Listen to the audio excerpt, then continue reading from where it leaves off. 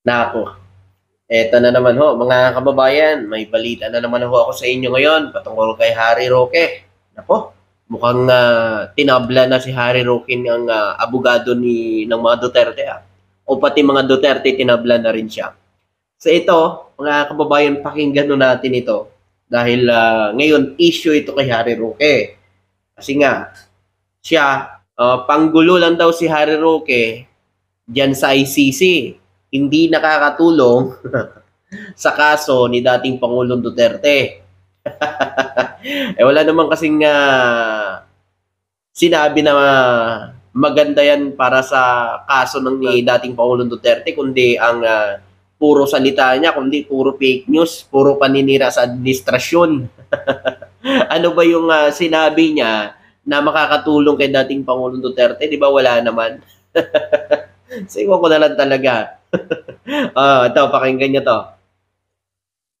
Nakakagulo lang daw si Atty. Harry Roque sa diskarte ng defense team ni dating Pangulong Rodrigo Duterte sa ICC. Nakakagulo lang daw, umano, si Harry Roque sa defense team.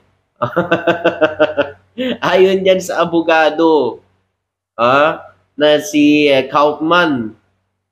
Ayon sa abogado ni Duterte. Paano ba yan, Harry Roque?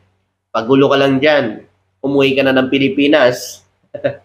So, pakinggan natin kung ano ho ang payo ng abogado ni Harry Roque, abogado ni dating Pangulong Duterte dito kay Harry Roque kung pauwiin na lang ba ng Pilipinas ito. Kasi, pagulo lang pala yun dyan sa Netherlands eh. Hindi naman pala nakakatulong yan. Tama lang yan, pauwiin nyo na yan dito. Wala naman pala na itutulong yan dyan eh. Ayon mismo yan sa abogado ni Digo. Kwenta naman ni Roque, hindi siya nakikialam. Nasa Hindi siya nakikialam. O bakit nagsasalita yung abogado niya, no? Kung hindi ka nakikialam. Di ba? Yari ka ngayon. Uwi ka na ng Pilipinas. Sinusuka ka na ng mga Duterte. Wala ka naman pala na itutulong. No? Pagulo ka lang pala dyan. Nandiyan ka pa rin. Attorney Nicholas Kaufman versus Attorney Harry Roque. Sa Facebook post mula sa page na Alvin and Tourism, ibinahagi ang written interview niya kay Kaufman na siyang lead counsel sa ICC ni dating Pangulong Rodrigo Duterte. Medyo mainit daw ang ulo niya kay Roque. Nako! Nako, Harry Roque, paano ba yan? Mainit. Mainit ka pala kay mainit ang ulo sa'yo ni Kaufman.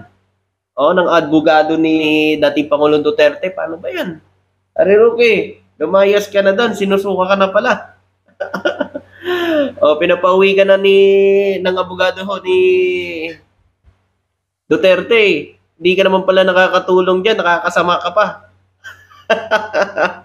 'Di ba? Sa mga nanood diyan kay Harry Roque, ano po ba ang magandang sinabi niya na makakatulong sa kaso ni dating Pangulong Duterte? 'Di ba wala naman? Ang lagi niya lang sinasabi, si PBBM. Lagi yung binabanatan si PBBM, si First Lady, kung ano-ano na lang ang binabato. May maganda ba siyang sinabi? Ayun, yung gumawa siya ng fake news, nauwi na daw si tatay niya nitong katapusan ng July. Wala naman nangyari. August na bukas, wala pa rin. Di ba? So, mga kababayan, alam nyo na, pangpagulo lang pala yan dyan. Pauwi nyo na yan. Hatid nyo na dito yan sa Pilipinas. At maraming a-adapt dyan. Didiretso ka agad dyan sa bakal na rihas. Tuloy natin. Ayon kay Kaufman, sobrang panggugulo ng dating tagapagsalita ni Digong.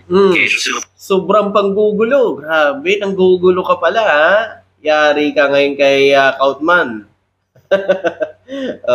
Sinubukan pa rin itong idemanda ang Dutch government para makalabas si Duterte gamit ang isang crazy scheme na halos ikapahamak pa rin ng buong defense team. Naku, kaya naman pala mainit ang ulo sa'yo ni Kaufman eh. Ayan tuloy. Imbis pala na makalaya, ay lalong nabaon dahil sa ginawa mo, Harry Roque. Diba? Ayan tuloy. Sinusuka ka na. Sinusuka ka na niyang abogado ng Digong. Ni Kaufman, paano ka naman kasi? Wala ka sa Pilipinas, no? Hindi ka naman pala abogado dyan, hindi ka kinuha. Dapat, Umuwi ka na lang sa Pilipinas, harapin mo na lang yung kaso mo, unahin mo kasi muna yung kaso mo bago yung kaso ng iba. Linisin mo muna yung kaso mo bago mo pakialaman yung iba. Ngayon, ano kayang paliwanag niya dito? Tali natin. Nang malaman pa raw ng Dutch lawyer na pugani si Roque, pinutol na nito ang contact sa dating presidential spokesperson. Nung nalaman, ito pala ay pugante, itong si Harry Roque, ayan, pinutol na ngayon ang connection. Di ba? Alam mo na, Harry Roque, ibig sabihin lang yan, sinyalis lang yan na uwi ka na ng Pilipinas. Di ba? Kasi hindi ka naman pala nakakatulong, nakakasama ka pa sa kaso ng tatay mo. Paano ba naman kasi pag uwi niya dito sa Pilipinas, diretso ka agad yan sa hawla niya. Kaya mas gustuhin niya na lang dyan na marinig niya pangpagulo lang siya kaysa dito na diretso ka agad sa bakal na riha siya, di ba? Pero hindi yan magtatagal. Nandalian lang yan. So, ayan na, Roque. So, alam mo na. Tuloy natin. Dagdag pa ni Kaufman, walang may gusto kay Roque. Hindi raw interesado sa kanya sa Duterte o kahit sino sa kampo nito. Naku! Kita nyo? Di nilaglag ka na ng mga Duterte. Alam mo na. Ngayon, anong masasabi mo dyan, Harry Roque? Walang pakialam at hindi interesado kahit ang kampo ng mga Duterte sa'yo. Iniinit mo kasi ang ulo ni Kaufman ang abogado ni Digong Masyado kang pakialamero yun tuloy. Binuking ka tuloy. Di ibig sabihin, uwi ka na ng Pilipinas niyan. Di ba? Yan naman pala narinig mo na. Ito, ulitin natin. Ito, pakinggan nyo to. Pakinggan nyo to mga kababayan, ha? Ito. Walang may gusto kay Roque. Hindi raw interesado sa kanya sa Duterte o kahit sino sa kampo nito. Sabihin, wala kang maitutulong talaga sa Duterte kaya wala silang pakialam sa'yo. Pero paano yun? Yung lagi kayong nag-uusap, lagi kayong nagkikita ng BP dyan at mga anak niyan. Ano pala yan? Hindi nagpaplastikan lang. Di ba? Hindi nagpaplastikan lang kayo. Roque. Kawawa ka naman. Ano kayang maramdaman ni Roque na ganun ang sinabi ni Kaufman na pati ang mga Duterte ay hindi interesado sa kanya? Di ba? Wala ka naman kasi na itutulong, napapasama patuloy. Tuloy natin. Huwag na raw makialam si Roque sa kaso ni Duterte at bumalik na siya sa Pilipinas para ayusin ang sarili niya mga gusot. Ayan. Kaufman, pinapauwi ka na sa Pilipinas, Harry Roque. Alam mo na.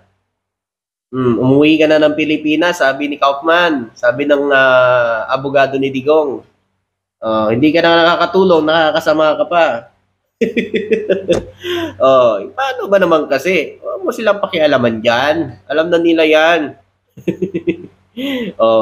Pinapakialaman mo pa kasi. Ayan tuloy. Uminit ang ulo. Di binuking ka. Diba? Sinabi na sa iyo ang katotohanan na wala nang pakialam sa iyo ang mga Duterte. Diba? So ito may paliwanag naman sa rito. Pakinggan natin dito paliwanag niya. Pero syempre, palaban si Roque. Dinipensahan niya ang sarili. Wala raw katotohanan na sinasabing nakikialam siya sa kaso ni Duterte. Ibig sabihin, nagsisinungaling si Kaufman. Diba? Hindi siya nangingialam. Siyempre, mga kababayan, ganyan naman talaga yan siya. Biruin nyo na lang yung banat na banat sa ating Pangulo, BBM. Diba? Ngayon, siyempre, todo tanggi. Wala rin daw siya mga pahayag na nakakadiskaril sa diskarte ng Duterte team. Parang sinasabi mo pa tayo, nagsisinungaling itong si Kaufman Naku, lalong mabaon niya si tatay mo dyan sa ginagawa mo niyan. Hindi naman talaga totoo na ako'y naghihimasok. Ito, pakinggan natin. Mahinahon yung salita. Ito. Totoo na ako'y naghihimasok. Ulitin natin. ng Duterte team. Hindi naman talaga totoo na ako'y naghihimasok. Hindi daw totoo, mga kababayan, na siya daw umano ay nanghihimasok. Ibig sabihin sinungaling pala itong si Kaufman. Harry Roque, nako, Kaufman, sinungaling ka pala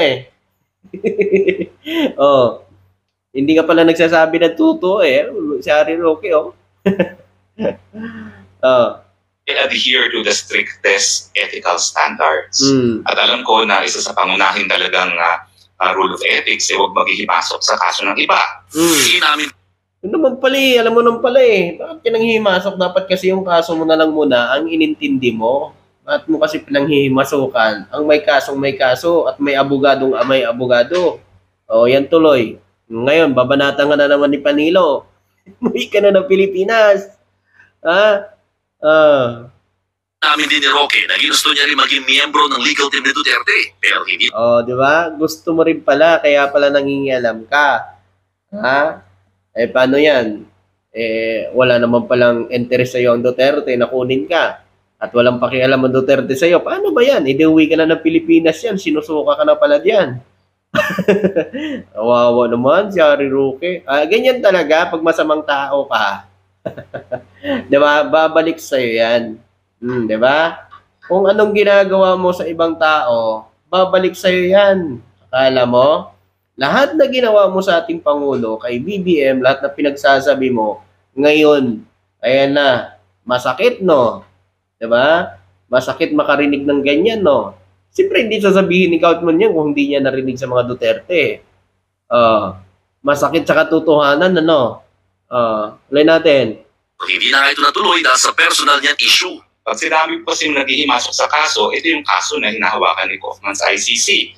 At mula naman na naging malinaw sa akin na ayaw niya makipagtrabaho sa akin, hindi ko naman pinagpilitan ng sarili ko, no? Alam mo na palang ayaw palang makipagtrabaho sa'yo At kasi nangingialam ka pa. Ayan tuloy. Di na-booking ka. Paano ba yan mga didilis? Di alam nyo na ngayon. Sinusuka na pala yan Sinusuka na pala ng mga Duterte yan Wala naman palang interest sa Duterte dyan Di Harry Roque, paano ba yan? Uwi ka na ng Pilipinas niyan. O kayo, ano kung masasabi nyo dito? Pauwi na ba natin si Harry Roque? Siyempre, pauwi na. So yun, maraming salamat po. Thank you.